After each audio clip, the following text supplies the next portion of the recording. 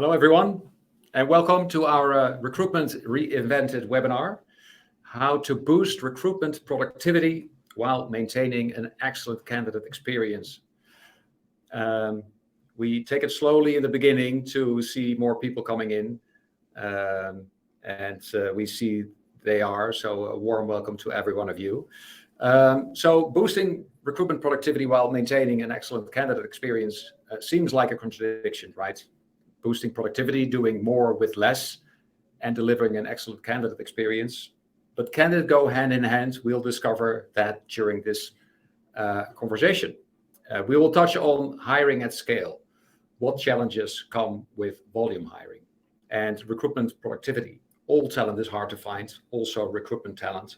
So you have to boost productivity. The importance of candidate experience, of course, how to keep an eye on candidate experience while making changes to your applicant journey.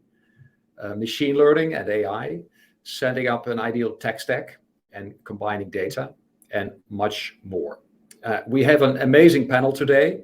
We have Shaun Rudden of Wolt, our Englishman in Finland, and Shaun oversees the international operations talent acquisition team. We have Andy Kamek. He's Enterprise Customer Success Manager at Smart Recruiters, as you can read on his t-shirt, always. And from Scotland, we have John Day of Predictive Hire. John is Customer Success Manager as well. I'm Mark Berendsen. I'm co-founder of Start.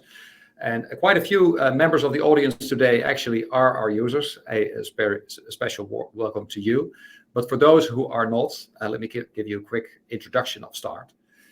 We are a made-for-recruitment feedback solution.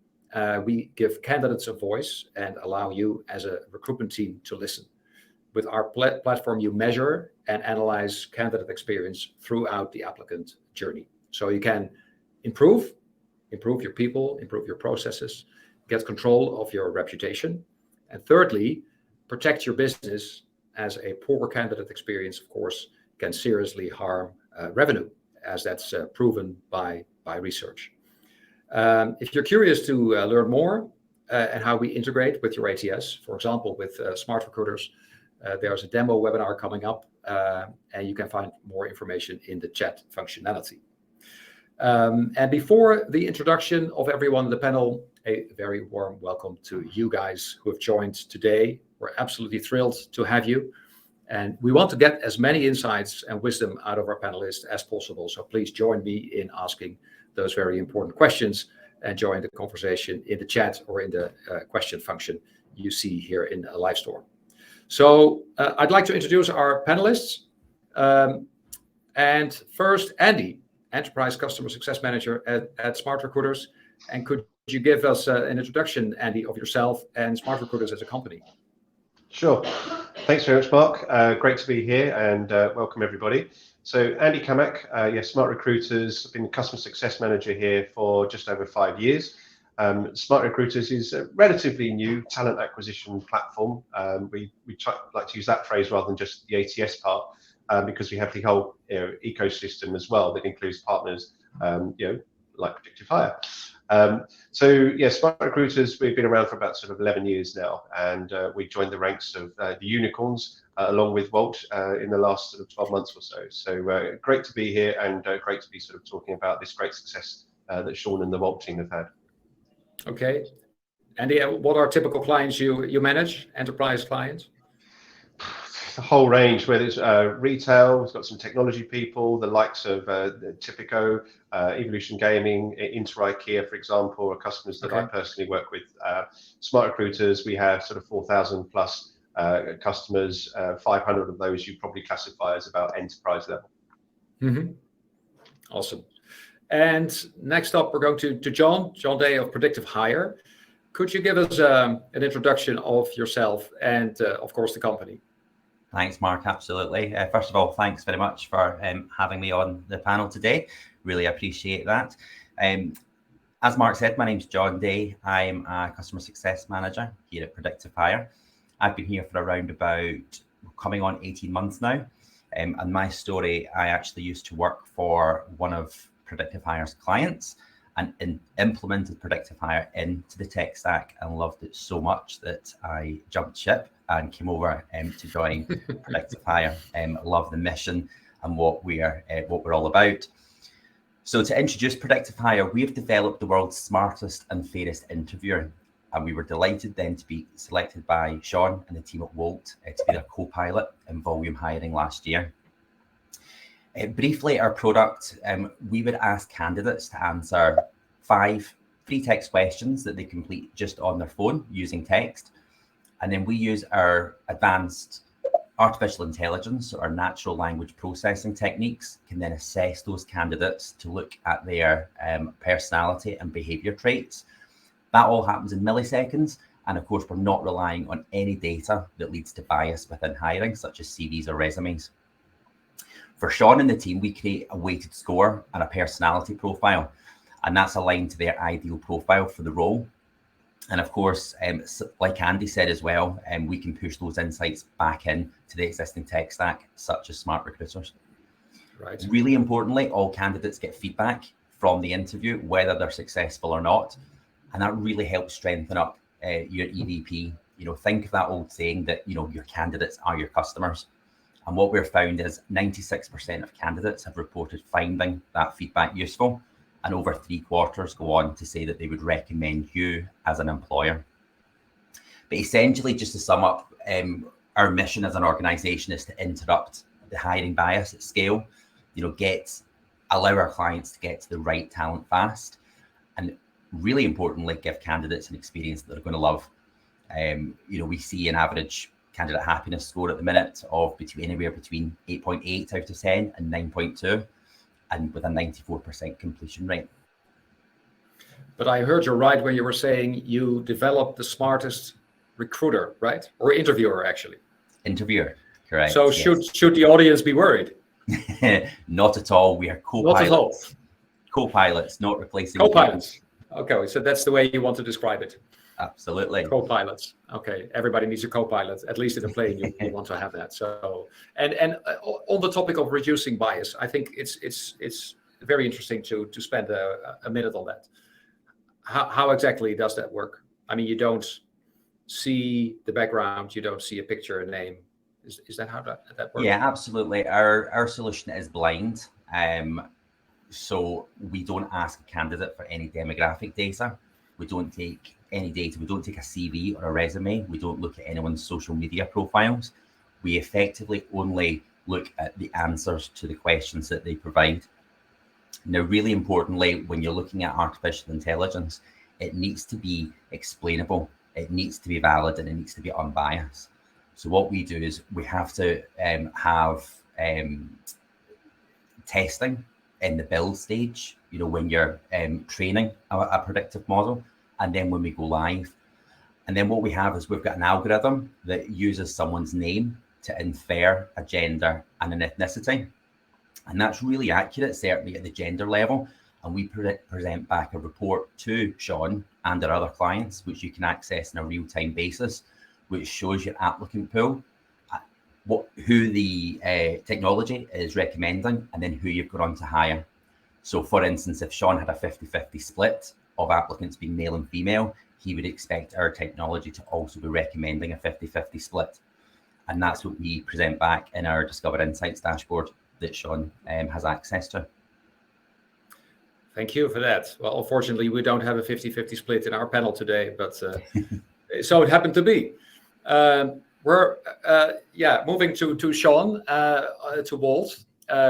If you're living, for example, in Poland, Hungary, Israel, or of course in Finland, or many other countries, you probably know Wolt, or in fact you are a customer, but that doesn't count for everyone now in the audience. So Shaun, could you please introduce us to Wolt? Yeah, absolutely. And thanks for having me. So I suppose a little bit about me personally. First and foremost, I'm from Manchester in the UK, originally, now living in Helsinki in Finland. I've over a decade's worth of experience in recruitment. I've worked in small and large agencies. I've worked in a various amount of in-house positions as well. And I work at Wolt. And so Wolt are a Finnish technology company. We're essentially building a new e-commerce infrastructure, We connect customers that want to buy goods and food with retailers and restaurants that can provide them, and then courier partners that can deliver from one place to another. So we are now over 5,000 people in 23 markets globally. I joined back in November 2019 to lead non-tech TA, so what we call operations.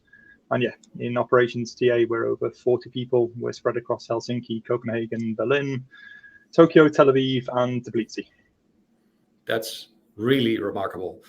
So you joined roughly 2.5 years ago, and back then you were with 500 people at Wolt, and now you were 5,000. Yeah. So tenfold in 2.5 years. So tell us a little bit, Shaun, about that amazing journey that must have been. So yeah, so 2.5 years, and in try and condense that into maybe 5 to 10 minutes. Here we go. So go ahead. Yeah. So I joined in November 2019. It was pretty much a blank canvas when it came to TA. On the ops side, I was one of 3 people that joined in TA Ops in Helsinki within the space of a month. We had 3 people in Copenhagen already. Tech TA was run very differently, but for non-tech, it was quite limited with the process, and then we had a very limited tech stack as well. So we had an ATS, but there was still a lot of things being done by spreadsheets and the likes. And there was also like a challenge as well in that TA just didn't own hiring at all. So in the early days of Wolt, and as with most startups, there was this big, like, everyone is a recruiter mindset. You know, it works perfectly when you're smaller, but when you're looking to scale, it's obviously not so efficient. And so our first challenge was to shift that perception. As a team, we created our value proposition, and we centered it around a proper 360 TA partner model with a regional split. So each TA partner would have their country territories, and we have like HQ functions that were split. And we took this idea to the business, and I'd say the buy-in was probably tentative at first. I think people still needed to see it in action before they were truly kind of buy into it. And so we set our 12-month roadmap out. Regardless, for 2020, we were feeling like kind of quite smug in that, hey, this is what we're going to be doing for this year. This is what we're going to be doing month on month. And then within a month or two, we had to tear it up because COVID hit. So COVID impacted us a little bit differently. We were quite fortunate. We were in demand. Our services were in demand. We had restaurants that had just lost footfall to the business overnight. They needed platforms like Wolt to survive. We had orders going up because customers were at home and obviously ordering more. And so we needed people to service this demand, but then also we needed other people to just help scale the whole infrastructure. And so it was almost like a switch was flipped. It was, all hands on deck when it came to TA. And I think at this point, it wasn't really about the tussles around TA and the value that we could add. It was just survival mode. You know, we were going to come in, we're going to help the business get the people that they need. Now, the problem we had, obviously, with this is that everything was still so manual. Like I said, the ATS was a bit of a mess. We'd just signed for another 12 months, and yeah, didn't really have any other option but just to kind of grin and bear it and get kind of stuck in, really. And so then, I think in terms of us shifting that perception and proving our worth, there was one kind of instance that acted as maybe the catalyst. And so it was a Friday night. I'll paint the scene. Friday night, we're in Finland, so my wife and I just got out of the sauna. We're on the balcony. I'm in my dressing gown. All of a sudden, I get a phone call through, and it's from the person that's heading up our customer support team in Finland. Now, support up until this point, we're doing their own hiring, but given our orders were going up, tickets to support were increasing. We'd already been kind of talking to them about helping out with support hiring over the next couple of weeks. And I think we said, hey, we'll get 20 people over the next 2 weeks. And on the phone call, it was like, Shaun, those 20 people that we need in the next 2 weeks, actually, we need 40 to 50 people, and we need them to start early next week. And so what happened is basically orders were just going through the roof, and our support team were just so overwhelmed. And so even though it was a weekend, it's a case of, hey, we just need to jump in and help out our colleagues, help out our teammates. So we had me and Krista from my team, and then we had Laura and Cindy, who are team leads in support, and Cindy is actually now a TA partner in our team as well. This was our hiring team, and we needed a process for hiring 40 to 50 people within a weekend, which I think was actually also doubling the support team at the time. Luckily, we had an abundance of applications already in the system. We had screening questions answered, and so we just needed to move them through the process. And so the idea was, hey, let's do group interviews, and obviously because of COVID, let's do them over Zoom. Now, basically hiring people without meeting them in person just wasn't a thing at Wolt at the time, and neither was group interviews. And the existing process, I think, in support was 2 face-to-face interviews. and then some form of a test or an assignment. And so, without COVID, without the situation, there's just no chance we would have got this particular idea kind of through, because we were just basically saying, hey, we're going to do one remote group interview and then we're going to go straight to hire from there. But it was a case of needs must. So we created this hour-long interview. We had intro rounds, Q&A around the role, some group problem-solving tasks. We split up into pairs in the hiring team, and then each of the pairs, we interviewed 5 or 6 candidates at a time in the group interviews, scheduled last-minute interviews over the weekend, pretty much just powered through, and the result was, I think we had about 42 people or something over that weekend, just with this process. And I think from that, only one person dropped off in the first 6 months as well. So yeah, the quality was quite high. And the feedback we got from the candidates as well from the interview was great. They loved the experience. It was something new for them. And so, yeah, we had this model now that we could use to scale support and go and replicate in every other country. And I think, like, most importantly, we got those first real creds with the business and maybe the confidence that we needed so that we could go in and just impact hiring elsewhere by, really shaking things up. And so at that point, it was like laying the track while the train's going at 100 miles an hour. And yeah, just intense hiring that I've never seen before, never experienced, just on all fronts. Nobody really knew when COVID was going to end. We didn't really have our foundations at that point. And so from a resource perspective, it was just about doing what we could with what we had. And obviously, like I say, making matters worse was the fact that there was a lot of manual grunt work in managing the processes in the system. Group interviews were a nightmare. There was no self-schedule function in our ATS. We just had to send bulk emails out to candidates, request availability for slots that we had, and then individually and manually booking in each interview, which was a very painful task. And so we had to get smarter wherever we could. What we decided to do elsewhere was group certain processes together so we could interview for account managers and new business sales managers at the same time, introduce a kind of best practice structured interviewing, train our hiring managers, introduce 2-week sprints and Trello boards so we could keep on top of everything, and then use that as a way to push back to the business so that they knew when we were at absolute capacity. And that was just how we got through the first crunch. But I think what it helped us do was gain the trust and the business from the business, and we were able to prove our worth. And you need that, because otherwise, you're not able to make kind of the impact. You're not going to be trusted to be involved in the strategic discussions, shall we say. But I think also as well, we gained so much knowledge in those 6 months. And I think over that first half of 2020, it then gave us the knowledge we needed to know what do we need from an ATS. What is it that we're looking to measure? What are the metrics that are important to us? And essentially, we went then through the tendering process for our new ATS, and this is how we ended up partnering with smart recruiters. And then obviously we wanted to measure candidate experience as well, and so this is how we ended up partnering with you, Mark, at start. And I guess that was our foundation laid. That was the starting point for us, and then it also kind of coincided with a bit of a business shift as well, so that it wasn't now about reactively scaling the infrastructure to meet demand. Now it became about projected growth. We were launching new verticals, and as such, we were able to then scale our team up. We had our foundations. We knew that, okay, there's going to be a lot of hiring to do. So we grew from the original 6 up to the 40 or so that we are now today within around about 18 months. And then we got a lot smarter with data as well, reporting, talent marketing too. And then that next level of innovation, which is then when our partnership with Predictive Hire began. So that came on the back of a challenge presented midway through last year. I just come back from summer break, and I think on my second day back, we get told about Wolt Market. Wolt Market's our dark supermarket concept, and we need to hire thousands of store associates across the world by the end of this year. And so the first thing I think which was great was that the fact that the business was asking for our input in the initial strategic kind of planning phase. This is a massive testament to the whole team, the whole TA team, and the hard work they've done, because they've gone and built the trust. So now we get to actually proactively plan the strategy and help to tackle the campaign from the outset. And so we looked at 3 options here. We've got thousands of hires to make in the next 18 months. One is RPO. Let's have an agency do this for us. Went out, got some quotes, and I think that then went into the hundreds of millions, so just not an option. Next one was then scaling the team, and I think we did the crunching the numbers. I think it came to that we would need a team of 50 in worst case scenario, and that was using the group interview process that I mentioned before. And so again, not really kind of feasible for us. So final option is then look at technology.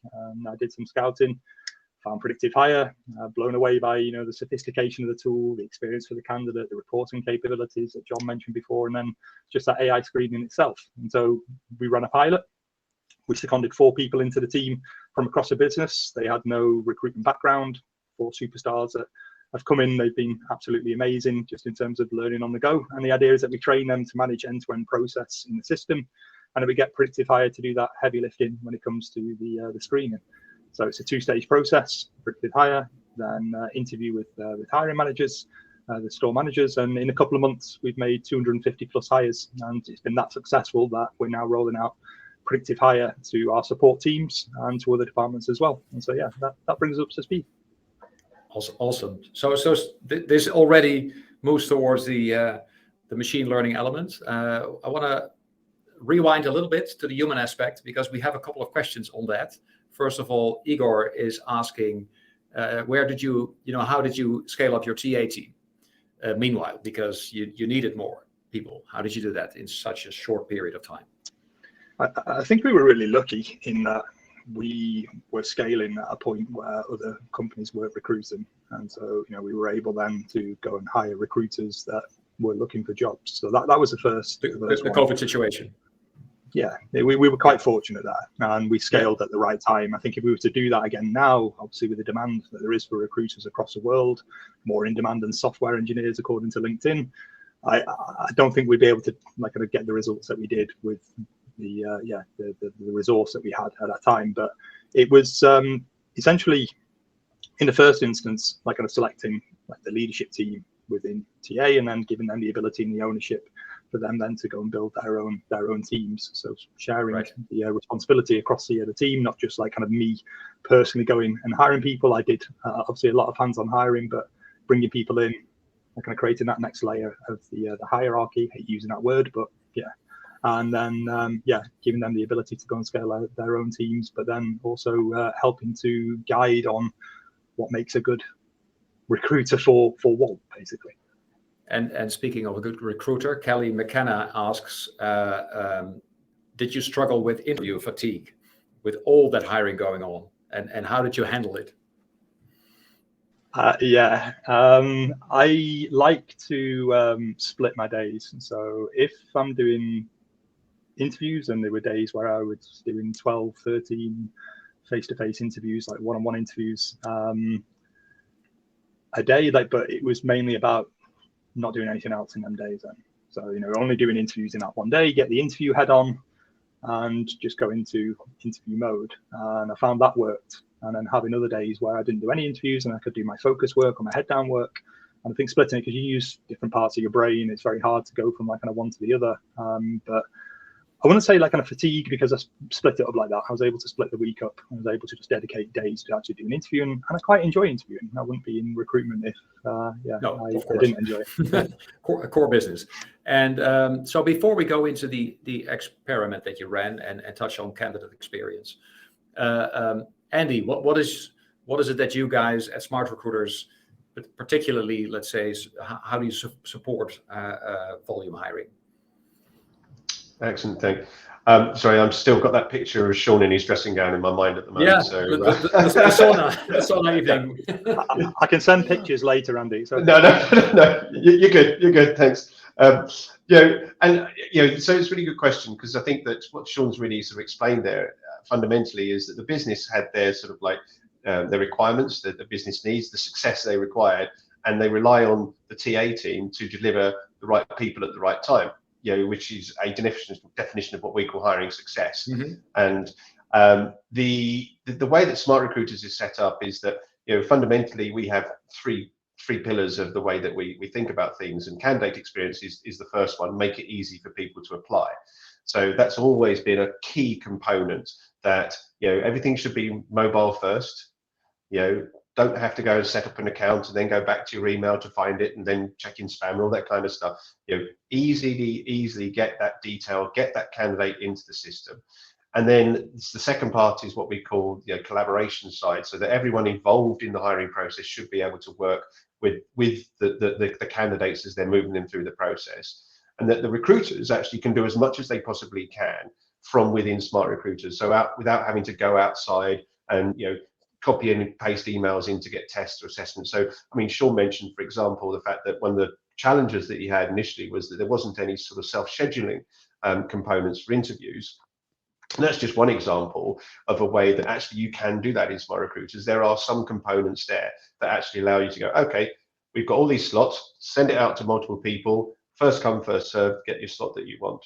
And other things that we have, the efficiencies come into working with people like Predictive Hire, where the tests can be fully integrated into the application process, or they can be triggered later on. So it's all about sort of making it sort of nice and smooth and having a whole sort of interface both for candidates and for sort of people in the back office, whether it be hiring managers or people specifically interviewing, or for recruiters who have got that kind of full stack component to work on, making it easy for them to actually sort of get through that. Thank you, Andy. So it's all about a good candidate experience. Shaun, how important is candidate experience to Wolt? I mean, it's a very sort of standard questions in a way, but could you elaborate on how it specifically is important to you guys, and how it's lived across the company? Yeah. So for us, we have this like motto, which is excite and delight. And that means that, every customer that comes in contact with Wolt, we want to excite and delight. We want to give them like kind of that amazing experience. And then the same for our restaurant partners, for our courier partners, for our candidates, anybody that comes into contact with Wolt, we want to excite and delight. So we already have that like kind of DNA in the organization. And so it's quite easy to take that from a customer experience to a candidate experience. There's still like kind of the educational piece there in terms of what makes for a good candidate experience, and guiding people on just getting the basics right. If you say you're going to get back to a candidate by the end of the week, get back to the candidate by the end of the week. Follow through. If a candidate has invested so much into a recruitment process, and the actual like feedback we give them must be reflective of the investment that they've put into the process as well. But it's very easy to get that buy-in because we're able to translate it back to something that the company kind of already lives by anyway. No, but I can imagine that if you grow at that pace, that comes at an expense, and the expense would then be the candidate experience. So somehow you've been managing to boost that productivity while maintaining candidate experience. And first of all, how you monitor that with Star. So have you been seeing those, let's say, ups and downs? Yeah, of course.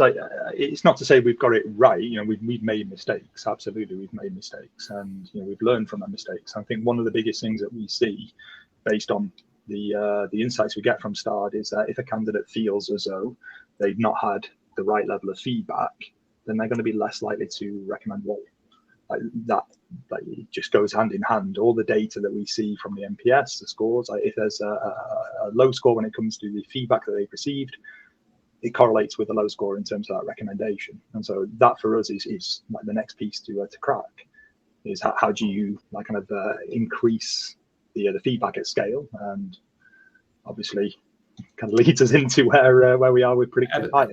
Absolutely. First of all, do you also measure candidate experience amongst the engineering roles? Is asked by several people in the audience. It's a special breed, engineers. Yeah, we measure at all stages on both tech and non-tech, and that's something that Laura, who leads our tech side, and I, really, it's a shared priority, shall we say. We measure at all stages as well. So, we look to measure our application. We kind of toggle that on and off because it's kind of hard to gauge really from an application, I suppose, candidate experience, because it's such a limited touch point with the candidate. But after recruiter screen, after a hiring manager interview, final stage interview, if they've done like an assignment and they presented that assignment back, and then obviously hired as well. So like kind of going through each of the stages and making sure that we are breaking it down, and then it helps us to highlight, if there are any issues and need to coach and guide hiring managers, or if there might be issues within our own TA team. Like, by breaking it down like that, it helps us to understand like kind of where the issues may be. Awesome. So can I just quickly jump in? Yeah, absolutely, Andy. Yeah, because I think without stating the obvious, Wolt's in an industry here where every single person in that country can be a customer.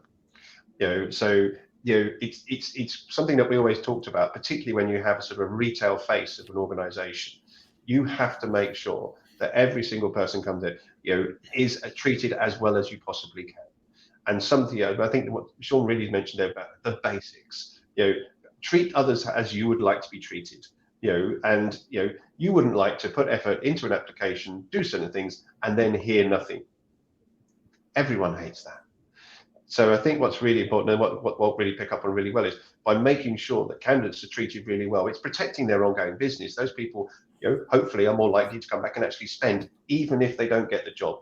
And I think that, so often we're too busy, particularly in the high volume, thinking, I've got to get through this, I've got to get through this, I've got to get through this, I've got to find these hundreds, these 50s, these thousands people to get there. And we forget that these are people and they have spending power. So I think that's a really important thing that, I love the excite and delight sort of component within that kind of Wolt ethos. But it really has a proper business impact, that if you get it right, it can accelerate the actual business growth. If you get it wrong, it can have a terrible impact on the way that people, not only do they not recommend, they won't buy from you, and they will tell people not to buy from you. So I think it's really important candidate experience. And that has been proven a couple of years ago by Virgin Media. I think pretty much everyone in recruitment knows that study, but for we've nonetheless shared the link to that study in the chat. So I want to get to the experiment, Shaun and John, because that's what people want to hear from you guys. So boosting that productivity, you brought in predictive hire. So what is it that you exactly did? I suppose I can start, and then I'll hand over to John then. So we needed something to do the heavy lifting, basically. Like, as I mentioned before, we explored 3 options. We wanted to go down the tech route, just simply as well because we're at a position now where we can scale a team with tech, and we want to be as efficient as we possibly can be at TA Partners. We are looking at the amount of hires that we're closing on a monthly basis. How can we increase that without compromising candidate experience, without compromising the quality of hire, to important metrics for us. And with this, it was, I think, a great opportunity for us to test something new, because it was a new business arm. We weren't having to go in here and retrain people on how to recruit, or basically taking people that were already used to recruiting in one particular way and actually introducing a new tool. It was something that we could set up from absolute scratch. And so that gave us the ability to really start small with this proof of concept. We didn't want to go in all guns blazing. We wanted to test the hypothesis first and foremost. And something that I've learned over the course of the last 2 years is that if you want to get the buy-in from the wider audience, start small, get your pilot in, test the proof of concept, and then get it to a point where you've almost got the business coming to you and asking for you to roll that tool out to their department. And that's what we've got with predictive hire. So we started small with a couple of our Wolt market stores in a few select countries. We then started to see the benefits from it. And it was, I think, within the first 2 weeks, we made our first hires. And again, this was 4 people that had come from, 3 people from support associate, and I think 1 person from a grocery associate who'd come in, and we trained them up on just managing the process. And like I said, they've been absolutely fantastic. But yeah, we're able to make our first few hires. And then over the course of the last 3 months, we've just been measuring things like the candidate experience, the quality of hire, the drop-off rate. We've also still early days. We've not got much data to benchmark against. But what we've actually seen, and I think you've shared that screen now, is version A there is our NPS from our recruiter screens from February across the board. And so this is manual recruiter screens. And I think an NPS of +17 is actually not too bad, considering when you look at tools like this, people will typically come on when they've got something that they want to voice. And so even though we would obviously always look to increase the NPS, I can confirm that we have benchmark data, and we will also publish that in the chat. But having a positive Net Promoter Score, even just positive, is already a good outcome. So 17 is by all means a great score, a good score, but you went from good to great. But then that's what version B is. So that's the +50, and these are candidates that have gone down the predictive hire model, and that both instances they've been rejected after first stage screening. So version A is recruiter screen, version B is rejected after predictive hire screen. And what we've seen there is that there's just a sharp uptake in terms of people's buy-in to Wolt. And I think it's only early days. I'm only taking a lot of assumptions here, but my own personal belief here is that it's because of the feedback that we're giving, going back to what we knew from all the data that we've taken so far, and the fact that feedback is so important to candidates. And I'll let John explain a bit more about the feedback and what it offers with Predictive Hire. But the fact that Predictive Hire offers that personal feedback to the candidates, I can only assume that is like kind of a large part of the reason why there's such a difference in the NPS score. Yeah, absolutely, Shaun. I mean, picking up on that, feedback is a huge element of the feedback of the scores that we get, and we ask feedback for a number of touch points. One is when they've completed the online interview, and then secondly, once we send the feedback, which tends to happen within the hour. But actually, looking at Predictive Hire as a whole, the way that we have designed the service, yet again, it's mobile first, but it's very, very relatable to a candidate. They don't have to download an app. They don't have to go anywhere specifically. It looks like a text conversation, whether it be WhatsApp or Facebook Messenger or even text message. That's the way it looks to a candidate. Fully branded Wolt, so they don't necessarily realize they're coming over to Predictive Hire, and the language is all the same. So they're having that end-to-end experience to make sure that the experience they're getting with Wolt is also the experience they're having with us, whether or not they know they're coming to us in the first place. But we see this across the board, and we're so proud of the feedback that we get from both Wolt candidates and our other candidates across the world, that we publish it on our website. If you were to go to our homepage, around halfway down, there's a scroll bar which shows live feedback coming from candidates, and it really is quite amazing feedback. The dashboard that I mentioned earlier on that Shaun has access to, we again put every single candidate comment on that, good or bad. We don't strip anything out, and it's overwhelmingly positive. We measure that, and you look at currently 99% positivity rate. And I think a lot of that comes from, the interview can be done at any time of day or night. You could be on a bus, you could be lying on your sofa, it's text. You don't have to come on to video and do your hair and do your makeup and get your best clothes on. You can just do it as, whenever, and it's not timed. So it's not intimidating. People don't have a timeline to do it. And we also find we get great feedback from, neurodiverse candidates or candidates who maybe have anxiety or panic disorders that say they really feel relaxed by just doing it in this format. It's not stressful for them. And all of that is just, contributing to that fantastic NPS score that you're seeing. But you delight actually the applicant by giving them feedback on, even if they're rejected, you give them feedback. How does that look like? What is typical feedback that they get? Yeah, so the feedback that we provide generally has 6 personality insights. So the model that we use at Predictive Hire is the Hexaco, 6 big personality traits. And then at the bottom of that, we also provide some coaching insights. So we look at areas that maybe a candidate hasn't shone so well at, and we'll provide them with, actionable feedback on that about how they can improve. And again, it wasn't a Wolt candidate, but one candidate I remember sticks in my head. The comment was almost, wow, I can't believe this. It almost doesn't matter if I get the job anymore. This is really going to help me in my career. You see that all the time of, how do you do this? And you know me better than I know myself. It really is quite, it's quite emotional sometimes, to be honest, to see those coming back from candidates, especially, Shaun, you mentioned the COVID times. We've obviously over the last 12, 18 months, we've seen a lot of candidates coming through who have been put out of work, and having this experience is really, really, it's changing the landscape of recruitment. So you would actually help them with future applications, providing them this insight into their personality. Yeah, completely. Awesome. So basically, this goes to show that good feedback, in-depth feedback, however format, given to applicants, bring up the candidate experience significantly.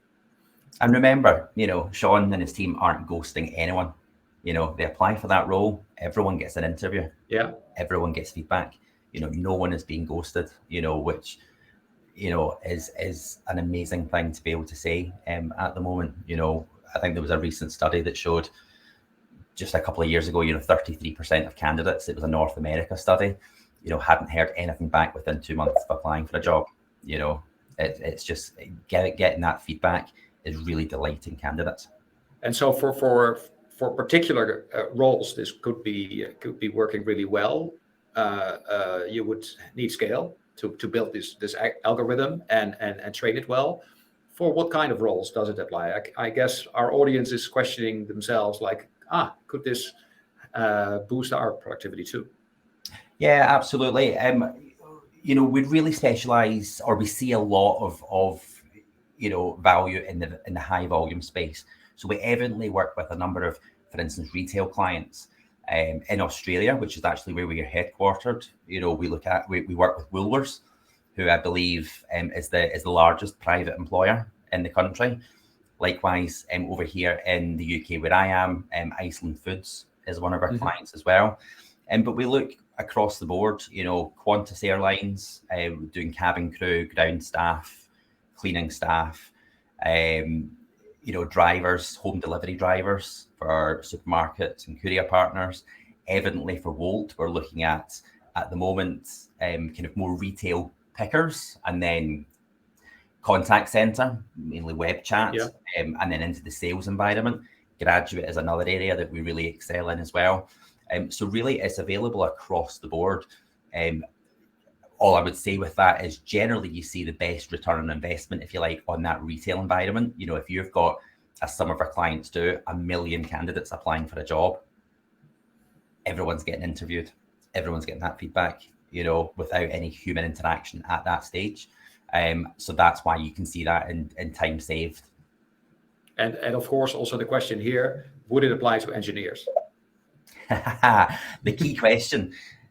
We do use it for engineers. One of my clients actually uses it for engineering staff, along with other stuff.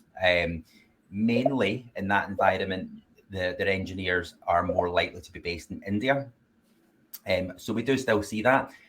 You obviously do have that thing of if your skill is sought after, well, I'm not going to do that, I can go and get a job elsewhere.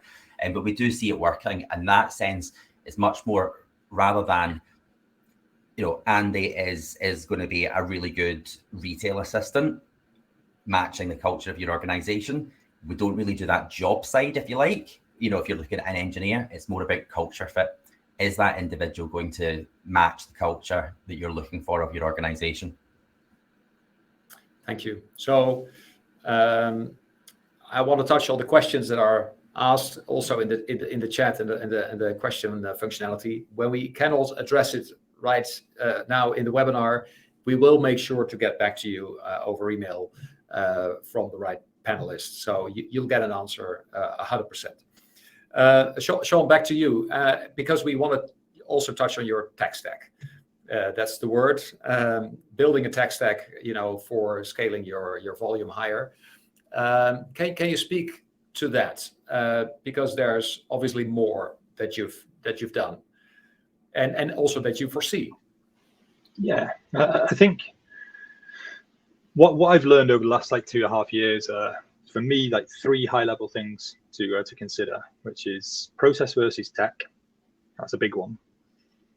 And many conversations with Andy about that. Data, and then the stakeholder buy-in as well. So for process versus tech, everything starts with the ATS, but then also a realization that you're never going to find that perfect ATS.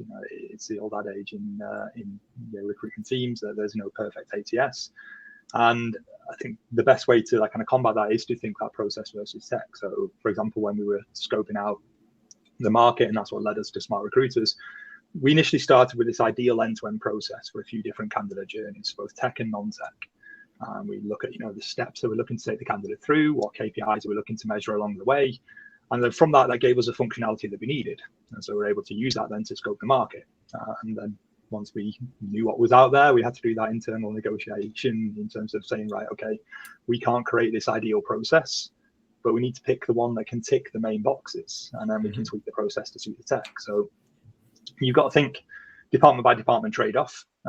If you're recruiting for specialists kind of tech roles and then high volume, and I know there's a few kind of tech people on this call, judge you by the questions, but if you're looking at kind of tech versus volume, I think you're going to need that varying functionality. So Greenhouse is obviously a big one for tech recruitment, and they're very strong with managing complex tech assignments, storing kind of large files.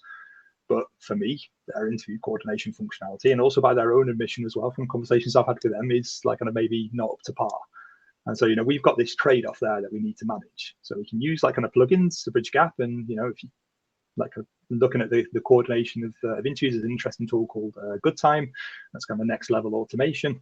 But the ATS for me, like one of the basic like kind of functionalities of an ATS should be to coordinate interviews effectively. I don't know whether it's just a purist in me, but that's what an ATS is there for. It's there to do, and that's where smart recruiters are the more advanced.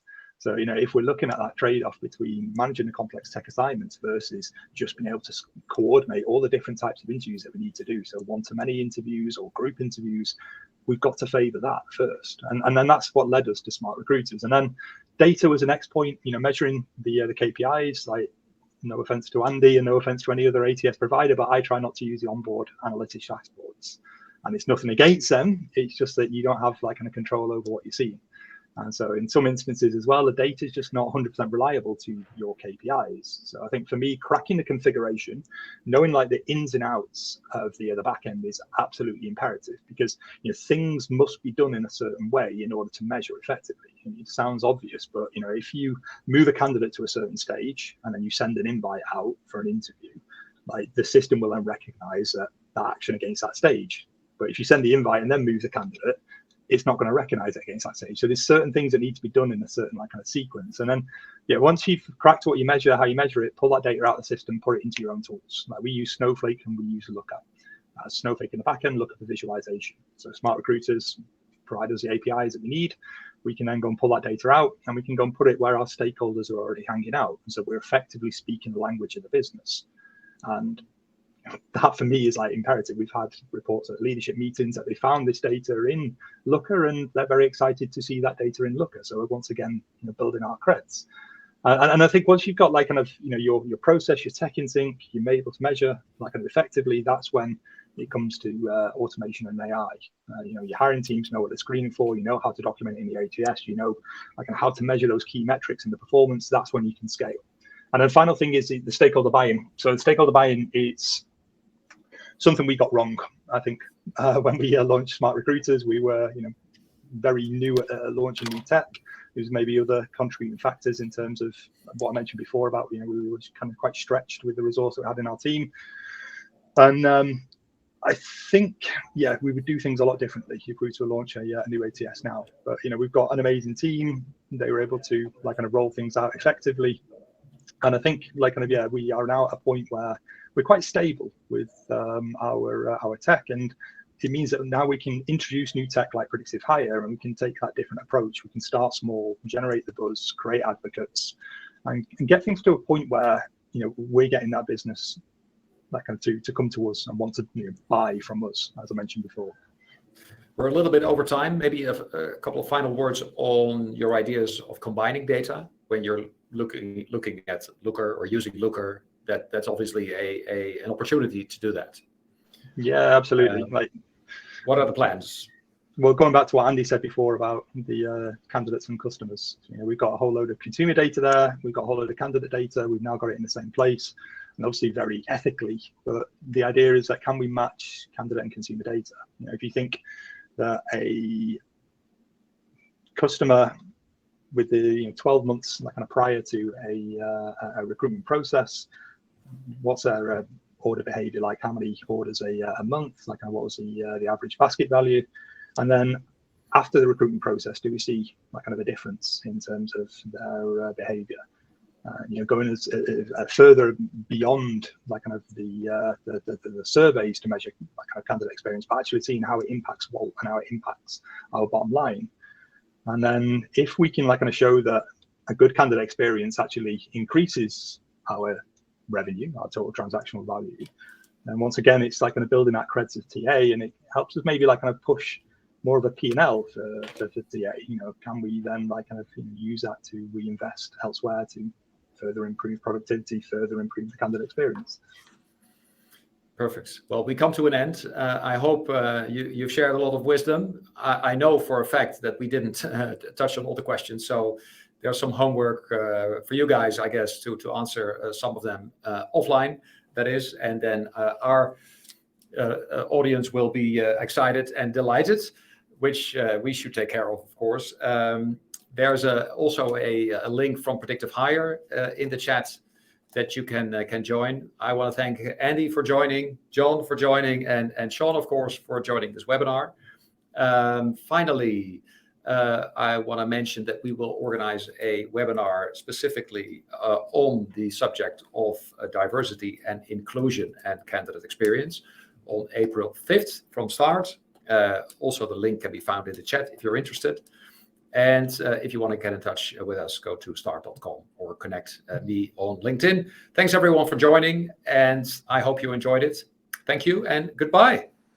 Thanks everyone. Thanks everyone. Thanks everyone. Bye. Bye-bye.